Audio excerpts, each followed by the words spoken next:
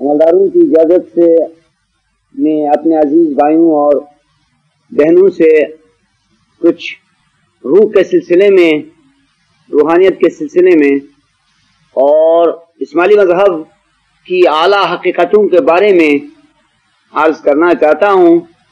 روح کی باتیں میں اس لیے کروں گا کہ ان روح کی باتوں میں ہمارے بہت سے سوالات کے جوابات موجود ہیں، اور دنیا کے اندر روح کی جو حقیقت ہے بہت ہی اہمیت رکھتی ہے اور بہت ہی مخفی بھی ہے، کیونکہ روح کی باتیں ظاہر نہیں ہیں۔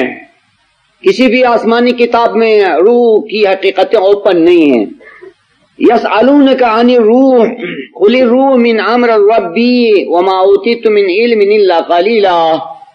رسول اللہ کے زمانے میں لوگوں نے بہت سوچا تھا کہ ہم ایک ایسا سوال کریں جس کا جواب محمد دے نہ سکیں۔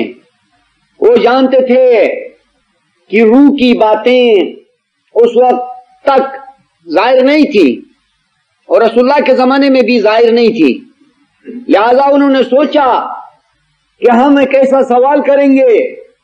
مخالفین نے، انکار کرنے والوں نے سوچا کہ ہم روح کے بارے میں پوچھیں گے، اور ظاہر ہے کہ روح کے بارے میں محمد کچھ نہیں بتا سکیں گے، لہذا ہم ان کو شرمائیں گے۔ یوں مصلحت کر کے، یوں سوچ کر کہ انہوں نے روح کے بارے میں سوال کیا، تو خداوند عالم نے آن حضرت سے فرمایا کہ وہ لوگ روح کے بارے میں سوال کرتے ہیں، آپ ان سے کہہ دیجئے کہ روح عالم امر سے ہے، عالم خلق سے نہیں ہے، اور روح کے بارے میں تم کو کیا حقیقتیں بیان کریں کہ تم کو روح کی باتیں سمجھنے کی کوئی اہلیت ہی نہیں ہے۔ تم میں وہ قابلیت کہاں ہے، تم میں وہ بیک گراؤنڈ کہاں ہے کہ جس سے تم روح کی باتیں سمجھ سکو۔ خدا نے آن حضرت سے یہ فرمایا کہ انکار کرنے والوں کو یوں فرمائے۔ اس کا مطلب یہ ہوا کہ یہاں پر ایک صرف اشارہ کے بغیر قرآن میں بھی روح کی باتیں ظاہر نہیں ہیں، لیکن امام کے علم کے خزانے میں روح کی باتیں عام ہیں اسماعیلیوں کے لیے، ان اسماعیلیوں کے لیے جن کو امام کے علمی خزانے تک اپروچ ہے، رسائی ہے، جو امام کے بچے امام کے علمی خزانے تک جا سکتے ہیں، ان کے لیے روح کی باتیں عام ہیں، بالکل عام۔ اگر اسماعیلیوں کے پاس روح کی حقیقتیں ہیں تو یہ بھی امام کا ایک معجزہ ہے، یہ بھی اسماعیلی مذہب کی صداقت اور حقیقت کا ایک پروف ہے، اور یہ بہت بڑا معجزہ ہے کہ امام ظاہر میں کہاں بیٹھے ہیں اور اس کا علم کس طرح جماعت کو پہنچ رہا ہے اور ان لوگوں کو پہنچ رہا ہے جن کو پہنچنا چاہیے۔ کتنی خوبی کی بات ہے، امام کا علم دینا بہت عجیب ہے، بہت عجیب ہے۔ اس دنیا کے اندر امام اپنے مریدوں کو روحانی طریقے سے علم دیتا ہے، خوشی کی بات ہے، بہت بڑی خوشی کی بات ہے۔ بعض دفعہ لوگوں کے خیال میں یہ بات آتی ہوگی کہ امام کبھی قرآن کو سامنے رکھتے نہیں ہیں، پیج اس کو الٹتے پلٹتے نہیں ہیں، کوئی چھوٹی سی مجلس کر کے کسی کو پڑھاتے سکھاتے نہیں ہیں۔ یہ کیا بات ہے؟ وہ امام ہے، وہ شہنشاہ ہے، اس کے اشاروں میں، اس کی محبت میں، اس کی ہدایت میں، اس کے بتائے ہوئے طریقوں میں علم ہے، حکمت ہے، روحانیت ہے، اس کے دیے ہوئے اسم اعظم میں، بڑے کام میں، اس عبادت میں جو ہم کو ملی ہے، ان سب میں علم ہے، ان سب میں ہدایت ہے۔ تو میں روح کی بات بتلاتا ہوں، کل بھی روح کی باتیں بتلائی گئی تھی، درمیان میں ایک بات کروں آپ سے، کاش ہم کو کچھ عرصے تک آپ کی علمی خدمت کرنے کا موقع ملتا.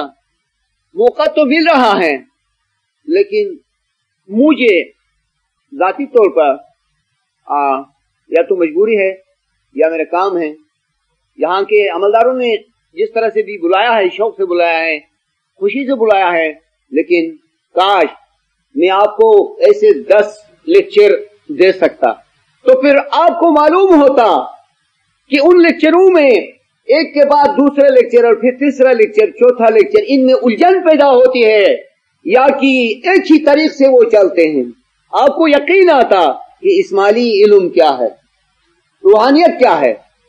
میں تو یہ دعویٰ کرتا ہوں کہ آگے سے آگے آپ کو زیادہ حقیقت واضح ہو جاتی، پروف ہو جاتا، ثبوت ملتا، بجائے اس کی کہ الجھن ہو جائے کہ یہاں کچھ کہا گیا اور وہاں کچھ کہا گیا تو پھر تضاد پیدا ہو گیا.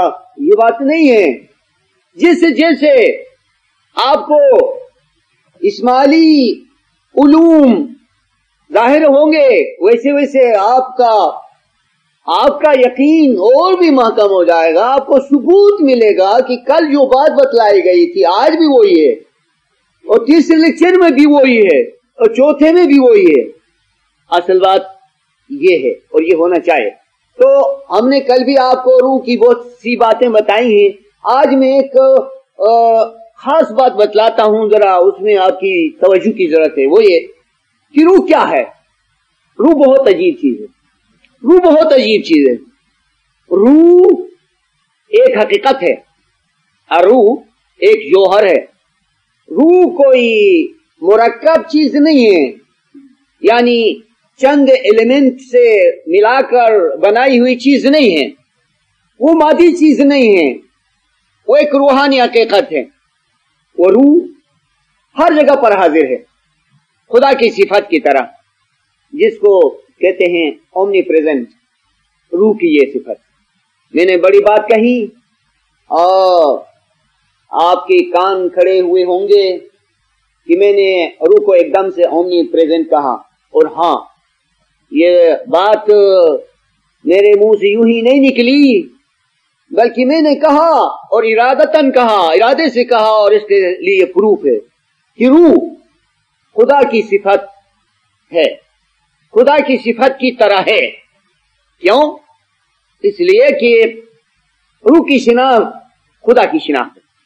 روح کی شناخت اتنی اونچی ہے، اس قدر اعلیٰ ہے کہ روح کی شناخت خدا کی شناخت ہوتی ہے، اس لیے بہت اعلیٰ ہے.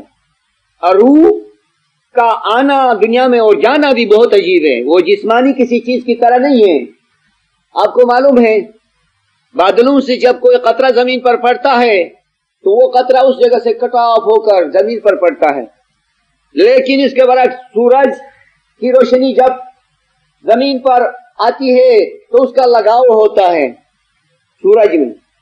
سورج کی روشنی جب زمین پر پڑتی ہے تو اس کا لگاؤ ہوتا ہے سورج کے سرچشمے میں. درخت کا سایہ جب پڑتا ہے تو اس کا لگاؤ ہوتا ہے.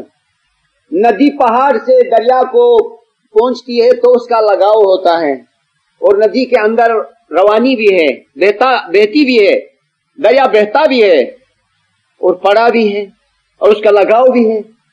تو روح کس طرح آئی دنیا میں؟ آیا روح کٹاف ہو کر اصل سے آئی، یا کہ اس کا سرا اصل میں اب بھی واصل ہے؟ روح کا ایک سرا اب بھی اصل میں واصل ہے. روح کلی طور پر وہاں سے کٹ آف ہو کر دنیا میں نہیں آئی، بلکہ روح کا ایک سرا آیا. جس طرح کی روشنی سورج سے آتی ہے، یہ روشنی کا لگاؤ ہوتا ہے سورج کے ساتھ، اور اسی طرح سورج اپروچ کرتا ہے اس زمین کی سطح تک. سورج آسمان میں ہے اور زمین میں ہے. سورج کا سرچشمہ آسمان میں ہے اور اس کا اپروچ زمین میں. ایسا نہیں کہ وہ کٹ آف ہو کر روشنی آتی ہے. یہ ایک مثال ہے. اسی طرح روح اپنے سرچشمے سے دنیا میں آئی ہے، نہیں آئی ہے بلکہ اپروچ کیا ہے اس نے. آپ کی مووی کا اسٹیشن ہے، وہاں سے آواز آتی ہے، وہ شکلیں آتی ہیں، یہ اپروچ ہے، وہ کٹ آف ہو کر نہیں آتی ہیں۔ اور بہت سی چیزیں ہیں جو رسائی کرتی ہیں، کٹ آف ہو کر بالکل قطعاً الگ ہو کر نہیں آتی ہیں۔ اسی طرح روح دنیا میں آئی ہے، رسائی کے طور پر آئی ہیں۔ ایسا نہیں کہ ایک مادی چیز ہے، ایک مادی چیز، ایک جسمانی چیز تو یہاں سے اٹھایا گیا اور یہاں رکھ دیا، اور یہاں سے اٹھایا گیا اور یہاں رکھ دیا، اس طرح سے نہیں۔ اس پوری کائنات میں، یونیورس میں روح بھری ہوئی ہے۔ روح کا آنا جانا یہ سکھانے کی اور بتلانے کی بات ہے، لیکن اصل یہ کچھ اور طرح سے ہے۔ یہ روح آئی جائی نہیں جاتی۔ جس طرح خدا کے لیے یہ ممکن نہیں کہ خدا آئے جائے، جبکہ خدا ہر جگہ پر ہے۔ جو چیز اومنی پریزنٹ ہو اس کو آنا جانا نہیں ہے۔ ہم کو سمجھانے کے لیے کہا جاتا ہے کہ آیا گیا، لیکن روح کے لیے آیا گیا نہیں ہے، وہ اومنی پریزنٹ ہے، وہ ہر جگہ پر حاضر ہے، وہ پوری کائنات میں پھیلی ہوئی ہے۔ وہ ایک سمندر کی طرح ہے اور جس کے اندر یہ کائنات ڈوبی ہوئی ہے۔ تو روح اس طرح سے آئی ہے۔ اس لیے مولائی روم نے کہا کنچ سایہ بر زمین و جان پاکی عاشقان در بہشتی آدن تجری تات حل انہار مست۔ یہ جو شخصیت ہے ہماری چھاؤں کی طرح زمین پر ہے، سائے کی طرح زمین پر ہمارا جسم، ہماری یہ ہستی، مادی ہستی، جسمانی ہستی اس زمین پر ہے، لیکن ہماری حقیقت جنت میں ہے۔ ہم اس وقت بھی جنت میں ہیں، اس جنت میں جس کے نیچے 4 نہریں چلتی ہیں، اس جنت میں ہیں۔ ہماری حقیقت، ہماری اصلیت۔ تو دیکھا آپ نے کہ روح کا آنا اس طرح سے نہیں ہے جس طرح کہ ہم سمجھتے تھے۔ ہم نے ریسرچ کیا، ہم نے سوچا، ہم نے تحقیق کی، ہم نے جستجو کی، ہم نے علم سے پوچھا، تو ہمارے گمان کے برعکس یہ حقیقت سامنے آئی کہ روح جو ہے اب بھی اصل میں ہے۔ اور دوسری بات اسی سلسلے میں دلیل کے طور پر، تصدیق کے طور پر، مدد کے طور پر یہ ہے کہ خداوند عالم نے حدیث قدسی میں فرمایا ہے یا بنی آدم اتونی اجعلک مثلی حیا لا تموت وغنیا لا تفتقر وعزیزا لا تذل۔ اے ابن آدم، خدا فرماتا ہے اے ابن آدم، اے آدم کی اولاد، تو میری فرمان برداری کرنا، یہ خدا کہتا ہے، تاکہ میں تجھ کو اپنی طرح کا خدا بناؤں گا اور ایسی زندگی بخشوں گا کہ تو کبھی نہیں مرے گا، ایسی دولت دوں گا کہ کبھی تو مفلس نہیں ہوگا، اور ایسی عزت عطا کروں گا کہ تو کبھی خوار اور ذلیل نہیں ہوگا۔ یہ خدا کا وعدہ ہے انسانوں سے، خصوصاً مومنوں سے۔ اب سوال یہ پیدا ہوتا ہے کہ جب مومنین اپنے امام برحق کی فرمان برداری کریں گے تو اس وقت یہ اس وعدے کے مطابق خدا بن جائیں گے۔ کیا کوئی نیا خدا بن جائیں گے یا یہ محسوس کریں گے کہ وہ خدا ہیں؟ ان دونوں باتوں میں سے کس بات کو آپ تسلیم کرتے ہیں؟ آپ سوچیں، خدا کا نئے سرے سے بننا ممکن ہے یا جو خدا ہے وہ تو ہمیشہ سے خدا ہے؟ اور دوسرے سوال، کیا خدا 2 ہو سکتے ہیں، 3 ہو سکتے ہیں یا ایک خدا ہے؟ اس میں کیا راز ہے؟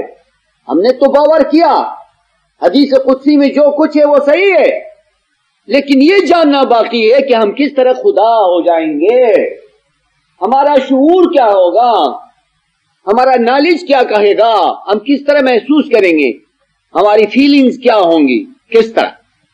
کیا یہ ممکن ہے کہ ایک آدمی جس طرح پیدا ہو جاتا ہے جسمانی طور پر، اسی طرح ہم کسی خاص وقت سے شروع کر کے خدائی میں پیدا ہو جائیں گے اور محسوس کریں گے کہ پہلے نہیں تھے اب ہوگا یہ نئے سرے سے، یا ہم اس طرح سے ہوں گے، یا یہ بات ہے کہ ہماری روح کی وہ حقیقت جو اوپر ہے، اصل میں واصل ہے، اس میں سے پردہ اٹھانے کی بات ہے. یعنی اس میں یہ تعلیم ہے، یہ تقاضا ہے کہ خداوند بتلانا چاہتا ہے کہ تمہاری روح کی حقیقت میرے ساتھ مل کر ہے. امام نے بار بار تاکید کی ہے تم روح کی شناخت حاصل کرو. اس میں بھی آخر کوئی راز ہے. امام اس قدر روح کی شناخت پر کیوں زور دیتے ہیں؟ اس لیے زور دیتے ہیں کہ ہماری جو آئی ہے، ہماری جو خودی ہے، وہ دو قسم کی ہے. ایک خودی خدا کے ساتھ بالکل مل کر ہے اور خدا بن کر ہے، اور دوسری خودی یہ ہے جو کچھ ہے آپ کے سامنے. اس کی فیلنگز اس طرح سے ہے، اس میں کمی، کوتاہی، خامی اور ڈر اور باور نہیں کرنا کہ ہم کس طرح ہیں، حیران، حیرت، سوال، کوشچن وغیرہ. یہ ہماری ادنا خودی ہے جو سائے کی طرح ہے. تو سائے کو حیرت ہوگی درخت کے سائے کو کہ پھل کیا ہے، درخت کیا ہے، وہ کیا جانے، سایہ درخت کو کیا جانے. آدمی کا بھی سایہ ہے، لیکن آدمی کا سایہ، چھاؤں، شیڈو کیا جانے کہ آدمی کیا ہے. ایک اعلیٰ علم کی مدد کے بغیر ہم کیا جانے کہ ہماری وہ خودی کس طرح خدا ہے. منصور حلاج نے ایک جذباتی انداز سے یہ نعرہ بلند کیا تھا اور دلیل کے بغیر، تشریح کے بغیر ان الحق کہا تھا. وہ جوش میں آیا تھا، وجد میں آیا تھا. ہم آرام آرام سے دلائل سے ان الحق جیسی بات کہتے ہیں، ہم سب مل کر. تو سوچنے کی بات ہے، اسماعیلی مذہب کے اندر ایسی اعلیٰ حقیقتیں ہیں. روح کی شناخت کے سلسلے میں یہ بات چل رہی ہے، اور اس میں اشارے ہیں. کیا اشارے ہیں؟ بہت سے بھائیوں نے سوالات اٹھایا ہے امام کے بارے میں. میں ان سوالات کو درکنار رکھ کر انسان کی حقیقت کی بات کرتا ہوں. اگر پروف کیا جائے، اگر ثبوت دیا جائے کہ انسان اپنی اس اعلیٰ حقیقت میں خدا سے مل کر ہے، تو پھر یہ سوال خود بخود حل ہو گیا کہ امام کا درجہ کیا. امام کا درجہ وہ ہے جس کی طرف ہم اشارے کر رہے ہیں. امام نور کا سرچشمہ ہے، اور امام انسانوں کو اس اعلیٰ حقیقت کی طرف رہنمائی کرنے کے لیے آئے ہیں دنیا میں. اسماعیلی مذہب آفاقی مذہب ہے، یہ یونیورسل مذہب ہے. اس کے اندر اتنی ترقی کی گنجائش ہے، اتنی ہدایت ہے کہ آنے والے زمانے میں، آنے والے دور میں انسانوں کے لیے کیا کیا رحمتیں ہیں وہ سب اسماعیلی مذہب میں ہیں. امام انسانی کامل ہیں. کتنے کتنے زمانوں کے بعد آپ کو کیا ترقی ملنے والی ہے اور آپ کیا بننے والے ہیں، اس کا نمونہ امام ہے، اس کا ڈیمانسٹریشن امام ہے. بہت سی مثالوں میں وہ اس لیے کہ وہ کہتے ہیں میں تمہارا باپ ہوں. اچھا، وہ ہمارے باپ، ہم اس کے بچے ہیں، تو بچے کو باپ کی طرح بننا ہے. بچہ فرزند باپ کا مقام حاصل کر سکتا ہے. بادشاہ کا بیٹا تخت کا وارث ہو سکتا ہے کسی نہ کسی وقت. تو ساری انسانیت کے لیے رحمت ہے امام. میں عرض کر رہا تھا کہ منصور حلاج نے یہ راز ذاتی طور پر جان کر فاش کر دیا، لیکن اسماعیلی مذہب میں کتنی رحمت ہے کہ اس کو علم کے طور پر، ریسرچ کے طور پر، غور و فکر کے ساتھ اور دلائل کی روشنی میں یہ صدا بلند ہوتا ہے کہ انسان کا اعلیٰ سے اعلیٰ مقام کیا ہے. انسان کا اعلیٰ سے اعلیٰ مقام یہ ہے کہ انسان کی ایک خودی، ایک آئی خدا ہوں. اس کا نام مونو ریئلزم ہے. آپ اس اصطلاح کو البتہ جانتے ہیں. حضرت مولانا سلطان محمد شاہ صلوات اللہ علیہ نے اپنی ایک کتاب میں فرمایا ہے کہ اسلام کا نظریہ مونوریلزم. مونوریلزم تو مونوریلزم کا مطلب یہ ہے کہ ایک حقیقت ہے، خدا جس درجے کا نام ہے وہاں پر کوئی ایک فرد نہیں ہے، تمام افراد کی حقیقتوں کو نظر انداز کر کے ایک مخصوص ہستی کو تسلیم نہیں کیا گیا ہے، بلکہ تمام روحوں کی حقیقتیں ازل ہی سے وہاں اس اعلیٰ درجے پر اس طرح سے ایک ہیں کہ وہ کبھی ایک دوسرے سے الگ نہیں ہوئی، وہ جمع کے صیغے میں نہیں ہیں بلکہ وہ ایک حقیقت بن کر ہیں۔ وہ ایک ایسی حقیقت ہے کہ جس میں سب کی نمائندگی ہوتی ہے، سب کو نوازنے کے لیے گنجائش ہے، سب کی انائیں جو ہیں وہاں ایک انا کی حیثیت سے ہیں۔ سورج کے بارے میں آپ نے سوچا ہے؟ سورج اس حقیقت کو پیش نہیں کر سکتا ہے، کوئی دنیا کی مثال اس مونوریلزم کی حقیقت کو پیش نہیں کر سکتی ہے۔ ہاں، تھوڑا سا علم ہم کو مل سکتا ہے سورج سے۔ تو سورج کے اندر روشنی کس طرح ہے؟ ذرات کی صورت میں، سب ذرات مل کر سورج ہیں، روشنی کے لا تعداد ذرات ہیں، گنتی نہیں ہو سکتی ہے، اتنے ذرات، اتنے ایٹمز ہیں سورج کے اندر، وہ سب مل کر سورج کہلاتا ہے۔ لیکن جو حقیقت مونوریلزم کے نام پر ہیں اس کے اندر ذرات کا تصور ہم نہیں دے سکتے ہیں، وہاں پر ایک ایسی یونٹی ہے جو بھی مثال ہے، وہ حقیقت میں یونٹی ہے، وہ وحدت ہے، وہ توحید ہے کہ اس میں ڈویژن کے لیے کوئی گنجائش نہیں ہے، وہاں سے کوئی چیز باہر نہیں آئی، وہ اسی طرح سے ہے اور ہمیشہ سے ہیں۔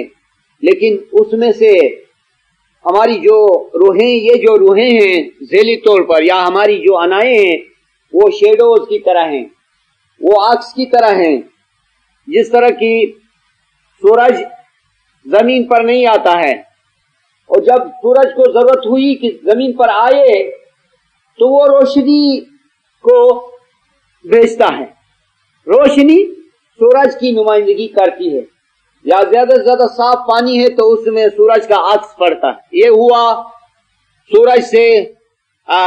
سورج کا آسمان سے زمین پر اترانا۔ ہم کہہ سکتے ہیں کہ پانی میں سورج ہے، یہ ایک طرح سے صحیح ہے، لیکن ایسا صحیح نہیں ہے کہ ہم سمجھے کہ سورج اپنی جگہ کو چھوڑ کر جھیل میں، پانی میں، مرر میں سورج آیا ہے، یہ بات غلط ہوگی۔ سمجھانے کے لیے کہہ سکتے ہیں کسی بچے کو دیکھو آئینے میں سورج ہے، دیکھو پانی میں سورج ہے، دیکھو فلان چمکنے والی چیز میں سورج ہے، حالانکہ سورج نہیں ہے، سورج کا عکس ہے۔ اس طرح ہم کہتے ہیں کہ ہم خدا سے آئے ہیں، جب کہتے ہیں کہ خدا سے آئے ہیں تو یہ بات ثانوی قسم کی ہے، اور اس کے اوپر اور باتیں ہیں اور سطح سے تعلیم کی، ان میں جب جائیں گے تو ہم کہیں گے کہ روح نہیں آئی ہے دنیا میں، اس کا شیڈو آیا ہے۔ قرآن کے اندر ایسی بہت سی باتیں ہیں، وہ نچلے درجات کی تعلیمات ہیں ہم کو سمجھانے کے لیے۔ مثلا اس میں کہا گیا ہے کہ خدا بادلوں میں آئے گا، اگر فلسفے کے طور پر دیکھا جائے، منطق کے طور پر دیکھا جائے تو خدا کس طرح آئے گا؟ ٹھیک ہے، کوئی نمائندہ ہوگا، کوئی شخصیت ہوگی، اس لحاظ سے صحیح ہے، لیکن خدا کی جو سب سے اونچی حقیقت ہے اس کو دیکھا جائے تو اس حقیقت کو دنیا میں آنا جانا نہیں ہے۔ اس سے معلوم ہوا کہ تعلیمات جو ہوتی ہیں درجے وار ہوتی ہیں، جس طرح بچے کو سمجھایا جاتا ہے، اور ایک جوان کو وہ بات نہیں چاہیے جو بچے سے کی جاتی ہے، تو قرآن میں بھی قسم قسم کی تعلیمات ہیں۔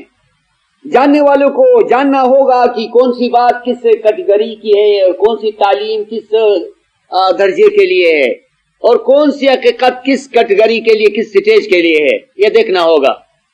ایک سوال درمیان میں، کیا ہم خدا سے آئے ہیں؟ خدا سے آئے ہیں تو ہماری جگہ خدا میں خالی رہے گی؟ اگر ہم خدا سے آئے ہیں تو اتنی کمی واقع ہوگی جتنا کہ ہم ہیں، اور جب ہم واپس جائیں گے خدا میں تو وہ جگہ پور ہو جائے گی۔ اس کا نتیجہ یہ ہوگا کہ خدا میں کبھی کمیاں واقع ہوتی ہے، کبھی وہ کمی پوری ہو جاتی ہے۔ کیا خدا کے متعلق یہ تصور صحیح ہے؟ یہ آئیڈیا صحیح ہے؟ یہ کانسیپٹ صحیح ہے کہ کبھی خدا میں کمی واقع ہو جائے اور کبھی وہ یعنی کمی پوری ہو جائے؟ یہ بات درست نہیں ہے۔ یہ سمجھانے کے لیے ہے، یہ بتلانے کے لیے ہے، لیکن ہم جب علم میں اوپر جائیں گے تو اس کو دوسری طرح سے سمجھیں گے۔ ٹھیک ہے، ابتدا میں یہ صحیح ہے، اس سٹیج کے لیے یہ غلط نہیں ہے جو ہم کہیں کہ انا للہ و انا الیہ راجعون، ہم خدا کے ہیں اور لوٹ کر خدا میں جانے والے ہیں۔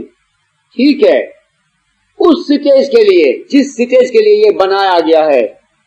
تو میں کہہ رہا تھا کہ انسان کی اعلی حقیقت اب بھی بہشت میں ہے۔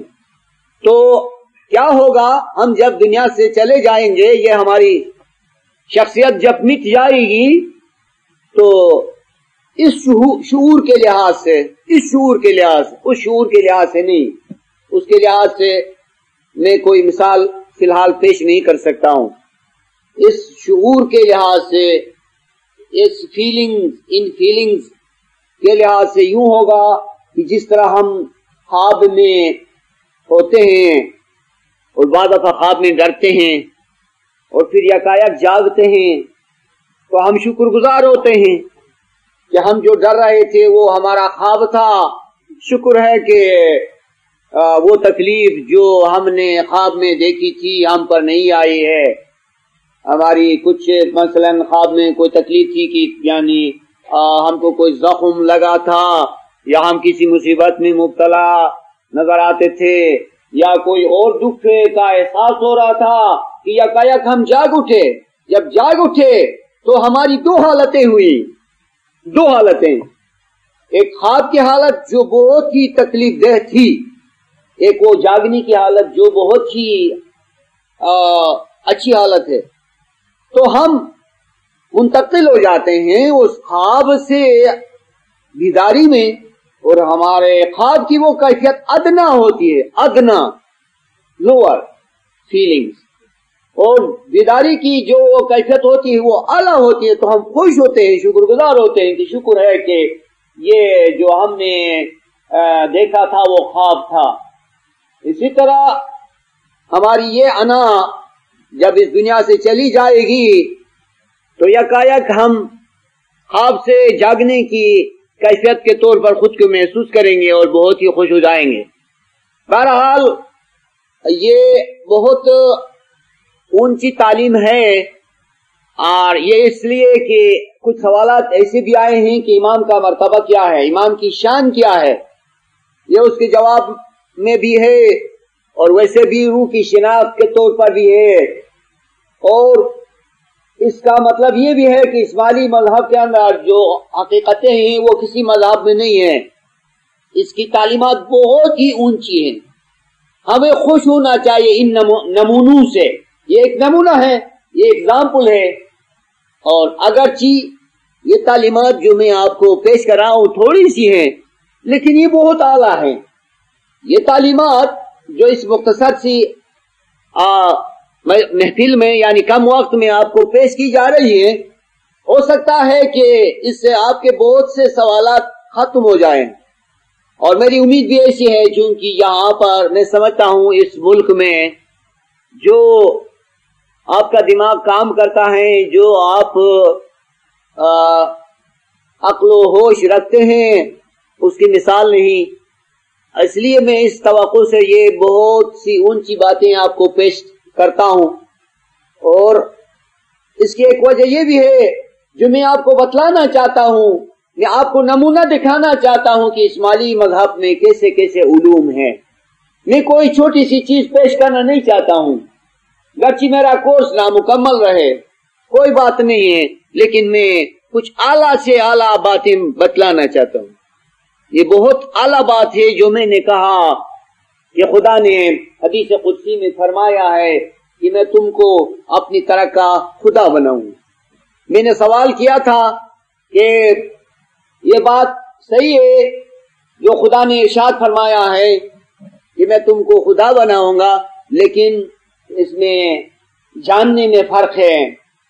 وہ ہم کو کوئی نیا خدا نہیں بنائے گا، بلکہ اس سے وہ چاہتا ہے کہ ہم پر وہ راز، وہ سیکرٹ آؤٹ کرے جو ہمارے اور اس کے درمیان سیکرٹ ہے، اس کو فاش کرنا چاہتا ہے. وہ توجہ دلاتا ہے کچھ ہم بھی کوشش کریں، سوچیں، تو اس کے ارشاد سے اور ہمارے سوچنے سے راز جو ہے، جو پردہ ہے راز سے ہٹ جائے گا. خدا نے فرمایا تھا دوسری حدیث میں، الانسان سری وانا سرہ، انسان میرا بید ہے اور میں اس کا بید ہوں. مطلب یہ کہ انسان مجھ کو کیا لگتا ہے، مومن میرا کیا ہے، یہ کوئی نہیں جانتا ہے، یہ بید ہے. اور جس کو بید بتلایا جائے گا اس کو معلوم ہو جائے گا کہ انسان میرے لیے کیا ہے، مجھ کو کیا لگتا ہے. خدا کا یہ ارشاد چاہتا ہے، یہ راز فاش کرنا چاہتا ہے خدا کہ انسان اپنی اونچی حقیقت میں خدا ہے. خدا جس مرتبے کا نام ہے اس مرتبے میں سب کو نوازنے کی گنجائش ہے. اس معنی میں وہ خدا ہے، وہ چونکہ خدا ہے. خدا ایک ایسا درجہ ہے، خدا ایک حقیقت ہے، خدا ایک یونٹی ہے، خدا ایک قانونی رحمت ہے، قانونی علم ہے، اور نوازنے کا مقام ہے. اور دیکھیے نا کہ خدا ہو اس کے برعکس اور وہ ناقص چیزیں بنائیں، اس میں کیا حکمت ہے. اور ان مخلوقات کے لیے کوئی رحمت کی گنجائش نہیں ہو اور ان کا کوئی اونچا مرتبہ نہیں ہو، تو خدا کو نہیں چاہیے ایسی ادنا مخلوقات کو پیدا کرے جب تک کہ یہ راز نہیں ہوتا ہے جس کا ہم یہاں ذکر کرتے ہیں، جب کہ یہ حقیقت نہیں ہو جس کو ہم آپ مانتے ہیں.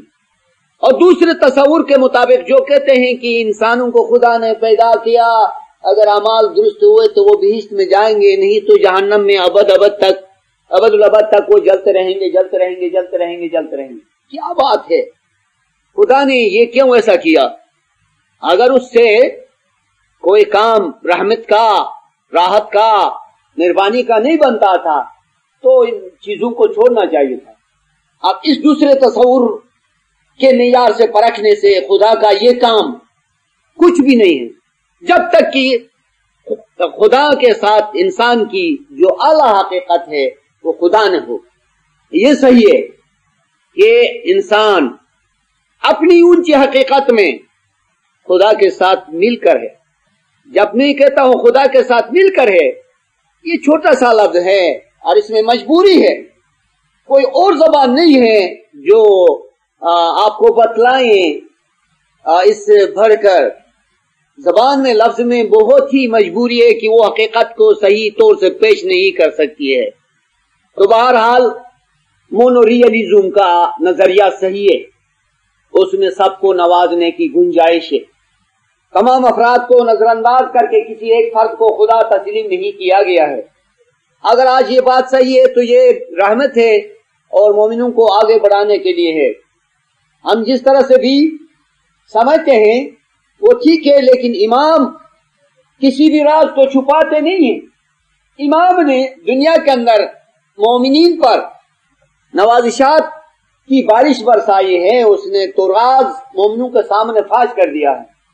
کوئی راز امام نے چھپایا نہیں. امام نے یہ بتلایا کہ وہ روح کے عاشق تھے. کیا مطلب؟ اگر آپ اپنی روح کے عاشق ہیں تو اس کا کیا معنی؟ آپ وہ کی اپنی روح خدا ہے. اور امام نے یہ فرمایا، ہر وقت فرمایا کہ آج تم میرے بچوں کی حیثیت سے کام کرو، کل میں تم کو اپنے بھائی کا درجہ دے دوں گا. اس کی کیا معنی؟ اس کا کیا فلسفہ؟ مطلب اس کا یہ ہے کہ اگر میں آج تمہارا امام ہوں تو تم بھی کل کو میری طرح کے امام ہو جاؤ گے. اس سے ملتے جلتے ارشادات آپ کو جگہ جگہ ملیں گے اسماعیلی مذہب کے اندر. یہ ان سوالات کے جواب میں ہیں جنہوں نے پوچھا تھا کہ امام کا مرتبہ کیا. اور دیکھیے بعض لوگوں کو شک واقع ہوتا ہے امام کی عظمت اور مرتبے کے سلسلے میں. وہ کبھی تو قل هو اللہ کے معیار سے امام کو پرکھنا چاہتے ہیں، کبھی دوسروں کے اقوال سے کچھ کہنا چاہتے ہیں، تو کیا ہوا؟ قل هو اللہ احد میں بھی یہی بات میں آپ کو بتلاؤں، ثابت کروں۔ قل هو اللہ احد اس کے دو معنی ممکن ہیں، یا تو اس کے معنی یہ ہیں کہ تمام افراد کو چھوڑ دو اور ایک ہستی کو مانو، وہی ایک ہستی خدا ہے، یا یہ معنی ہے، یا اس میں یہ معنی ہے کہ سب ہستیاں ایک مقام پر ایک ہیں اور وہ ایک حقیقت ہے، سب ایک ہیں، سب ایک ہیں، یا یہ میں تو اسی کو مانتا ہوں قل هو اللہ احد کہ وہ حقیقت ایسی ہے کہ سب کو ایک کرتی ہے، یہ معنی ہے، سب ایک ہیں، سب ہو ہیں۔ قل هو اللہ احد لم یلد ولم یولد، تو سب ایک ہیں اور ہمیشہ سے ہیں، تو اولاد کب ہوئی اور یہ کب سے پیدا ہوئے؟ اگر مانا جائے کہ پوری موجودات اور کائنات کی ایک یونٹی ہے اور وہ یونٹی ہمیشہ سے ہے، تو پھر وہ بے نیاز ہے، وہ ایک ہے، وہ کسی سے پیدا نہیں ہوئی ہے، وہ حقیقت مونوریلزم کی حقیقت وہ ہمیشہ سے ہیں، وہ نور ہے، وہ نور ہے، تو کسی سے پیدا ہونے کا سوال پیدا نہیں ہوتا ہے۔ قل هو اللہ میں ایسی کوئی بات نہیں ہے جو کہ اس نظریے کے خلاف ہو، اسماعیلی مذہب کے خلاف ہو۔ حضرت ابراہیم علیہ السلام نے ستارے کو دیکھا تو اس کو خدا کہا، وہ ڈوبا، چاند نکلا تو چاند کو اس نے خدا مانا، چاند بھی ڈوبا، سورج نکلا تو سورج کو کہا یہ میرا پروردگار ہے۔ تو قرآن کی دوسری آیتوں میں پروردگار عالم ابراہیم کی، اگر اس کو تعویل کے طور پر لیں تو صحیح ہے،